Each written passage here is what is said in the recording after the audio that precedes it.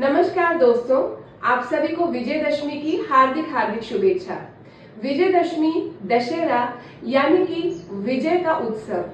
सभी लोगों को सामान्य रूप से यही पता है कि श्री राम ने रावण को युद्ध में हराया और उनकी विजय को हम विजयदशमी के रूप से मनाते हैं। लेकिन आज गुरुदेव का वीडियो देखते हुए मुझे इसमें एक बहुत इंटरेस्टिंग बात जो है आपसे शेयर करने की इच्छा हुई, जो कि मैंने वहां देखी।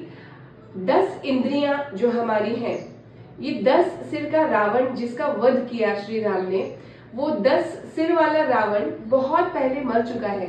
लेकिन हमारे जीवन में विजयदशमी का कैसे उत्सव मन सकता है, उसके लिए एक बार इस बात को ध्यान में रखें। 10 इंद्रियां हमारी भी हैं, 5 सेंसेस यानी कि आंखें, कान, नाक, टेस्ट और स्किन। तो इन 5 ज्ञान इंद्रियों से जो भी इनपुट्स हमको मिलते हैं, वो इनपुट्स हमको हमेशा कंपेल करते हैं किसी पर्टिकुलर चीज को प्राप्त करने के लिए या सुखी रहने के लिए। एक कंडीशन अप्लाई वाला टैग जो है ये सेंस जो है हमको करते हैं। इसके अलावा जो 5 कर्म इंद्रियां हैं, यानी कि हाथ, पैर, गुदा, जननेंद्रिय और मुख, तो इन सभी के भी जो कार्य हैं वो भी उनके अपने जो प्लेजर्स हैं उसके लिए हमको कंपेल करते हैं। और सुख के लिए अगेन कंडीशंस अप्लाई कर हर चीज पे टैग लगा देते हैं। तो अपने ऊपर जब हम अपने इन जो सेंसेस हैं इनको रेस्ट्रेन करते हैं और रेस्ट्रेन करके आगे बढ़ते हैं साधना के मार्ग पर या किसी भी अपने गोल के मार्ग पर, किसी भी ऑब्जेक्टिव को प्राप्त करने के मार्ग पर, तब ये सेंसेस जो हैं ये हमारे लिए फिर सपोर्टिव हो जाते हैं, क्योंकि हम इनके ऊपर विजय प्राप्त कर चुके हैं।